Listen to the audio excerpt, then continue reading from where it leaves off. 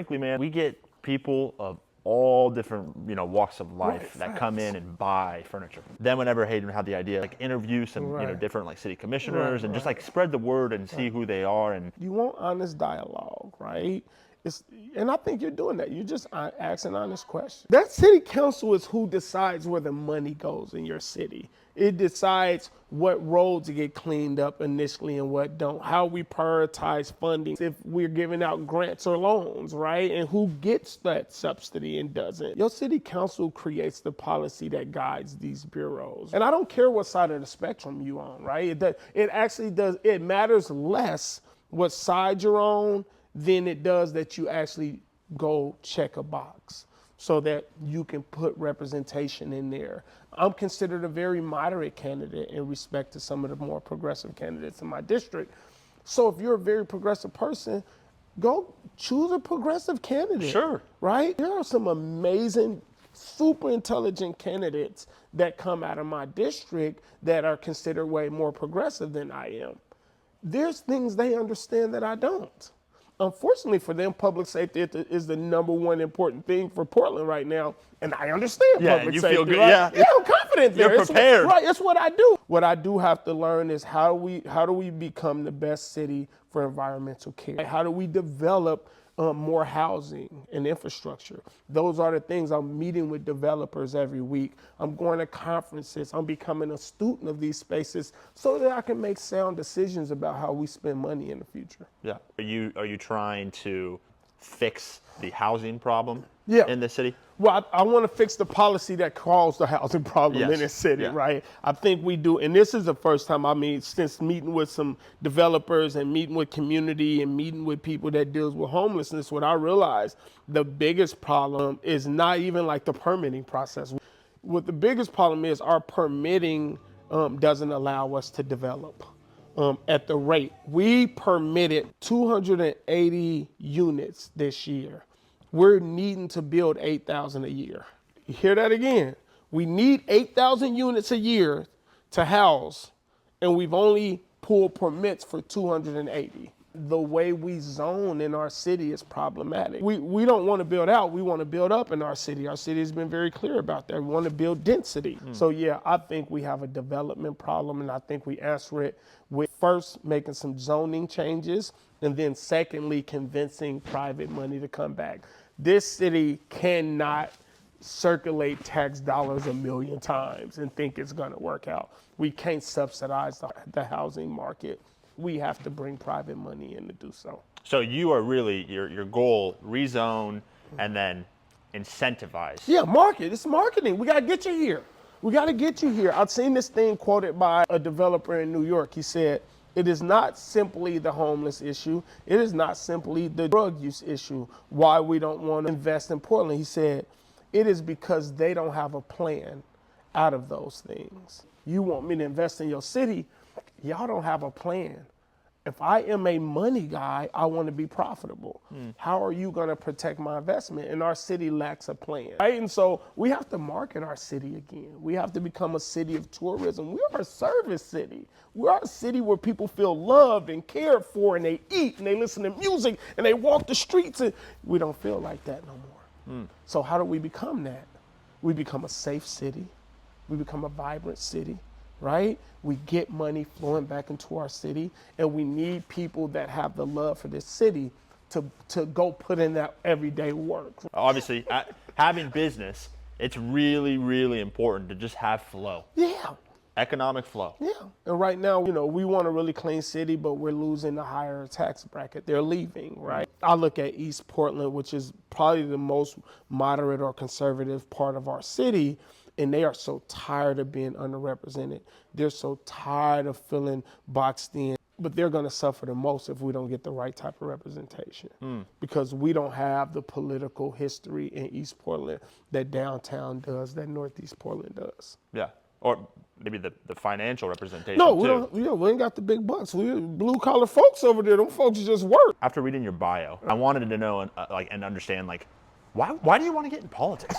The biggest thing for me was the black man in this city for the last few years, it's been really important when we're talking about public safety. And as a formerly incarcerated person, I sit on oversight groups. I help with restorative justice plans, but I also work with our officers every day. Unlike a lot of other politicians, when I came into this space talking about public safety, I actually knew what I was talking about because I live every side of public safety, right? And I hear people comment about how do we get people coming home and not going back to jail? And they will say all these things, but they will never say job of this city.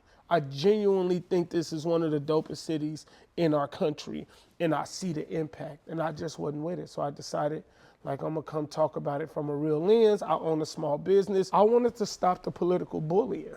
So I decided to get involved with this. You said that you were incarcerated. How long were you incarcerated for? 13 years. 13 years. 12 years, 8 months, sir. How old were you when you went in? I was 19. Wow, 19, so you were just basically a kid. 20. I was a kid, for sure. For sure. Just making a bunch of decisions I had no idea the long-term impact of, and ended up coming home while I was 20, a little over 20, and then ended up coming home when I was 33. I educated myself. I got my electrical license. I did certain things that I would encourage everybody to do during incarceration, but everybody don't have the opportunities I had. I just took advantage of them. A couple months into coming home, my cousin was shot by a Portland police officer and killed. And so now I have to next level decide who I'm gonna be, right? That hurt and that pain can be one of them things where I just cause chaos and I'm in pain and I can't have no reconciliation, or I can decide to learn what is the problem? How do we see a 17-year-old under the barrel of an officer, right? And what's happening with that officer that they make the decision to pull the trigger? And if I can humanize everything and not just simply live in my trauma, maybe we can never see that again. Mm-hmm. And so I decided that I wanted to learn the law, the rules, the bargaining agreement. I wanted to understand the training of officers. And I also want to do anything I can to deal with young men before they're in that situation. You know, one death is a tragedy, right. A million deaths is a statistic. Right. And when I read that kind of stuff, that what happened to your nephew, mm-hmm. It's tragic in Portland. When you were trying to, find your way outside of incarceration, mm-hmm.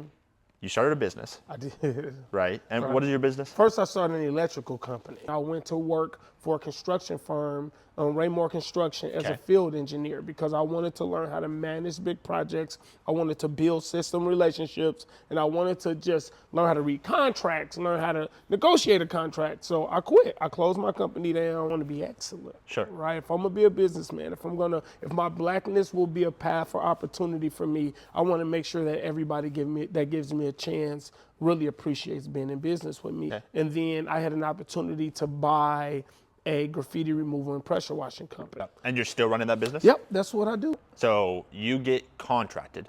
Yep. By whom? The city. The city, the county, Washington County. We got a few different contracts, but our company just don't do that. We also do traffic control. Okay. So most of my bodies is from traffic control, right? It's a low barrier entry into prevailing wage jobs. And so we hire formerly incarcerated people. When they come home, we want to give them routes into, I'm a believer in work. I believe if you work, you eat, right? You can do well and you feel better about yourself without putting yourself at risk. You've said it a couple times, mm-hmm. the power of work. Yeah. Is it just the power of having purpose and feeling like mm-hmm. you're bettering yourself? Right.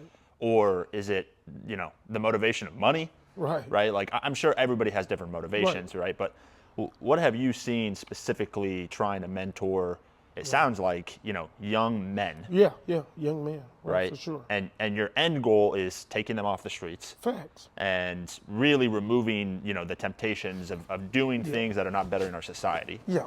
Right? Yeah. But so work is really the motivating factor? Let me tell you something. Whether it's love for money, purpose, whether it's just wanting to be able to feed your family or yourself, we do that through finances in our country. It just is what it is. People generally do criminality because of economics. I'm not talking about necessarily drug use. I'm talking about what we know to be systemic is connected to the lack of economic and access to economics. And so what I want to do is I want to show people pathways to making good money, right? And that way they don't even see that other stuff is optional. We always scream economics.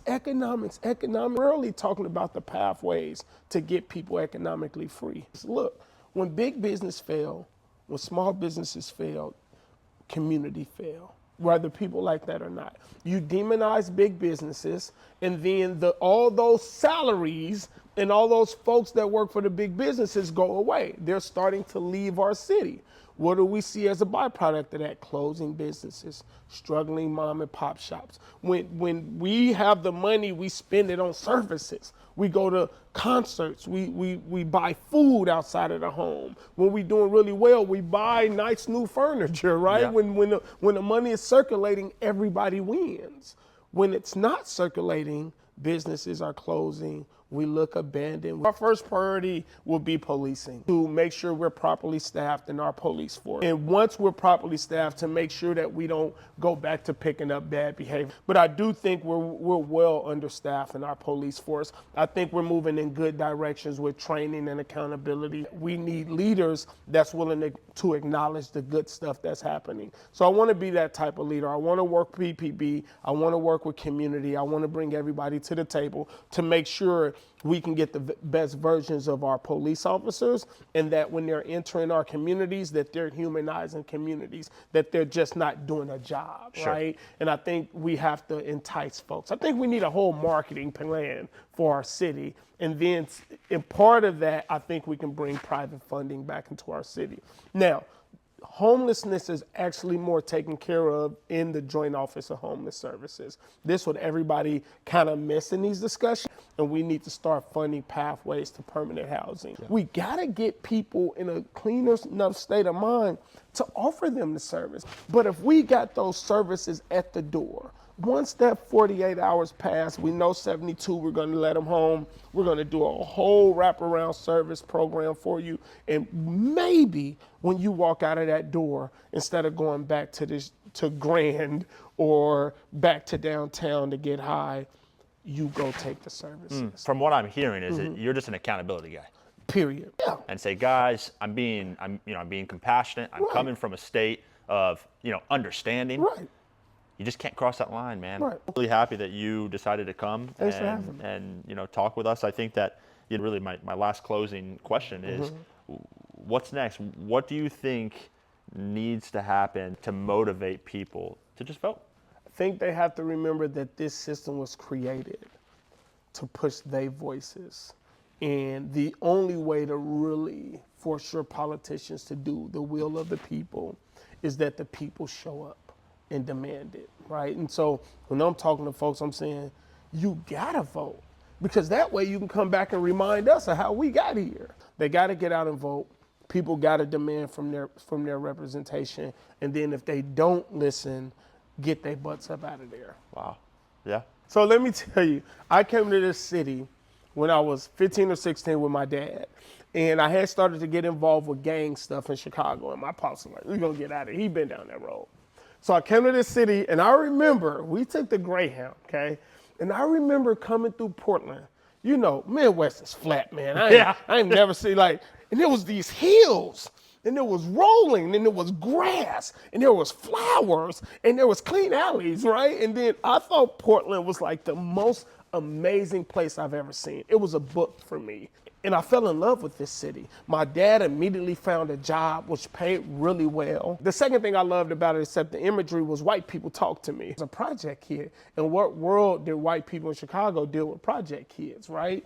And so here, white folks was nice. And they talked to me, and they encouraged me, and they listened, and I had never experienced that, right? And so even then, my understanding was different. And this was not a homophobic city. I love that this city was for everybody. It welcomed everybody. It cared about everybody. It gave people opportunity. We had our issues, but ain't no city like this city. There's something different about this city that makes you want to wake up here. But this is home. This is where I'm raising my kids. This is where I plan on dying at. I love this place. And I just believe that everybody deserves to see those rolling hills and those green grasses and those flowers. And even though I made some bad decisions and caused some harm and was accountable to that, I never wanted to leave this city. I always wanted to come back home to this city and make my wrongs right. Yeah. And bring that love and that care back to our city. Yeah. That's why I'm not going to leave. That's why I'm fighting. And that's why I'm always going to be passionate about Portland. Terrence. My man, nice to meet you, brother. Thank you.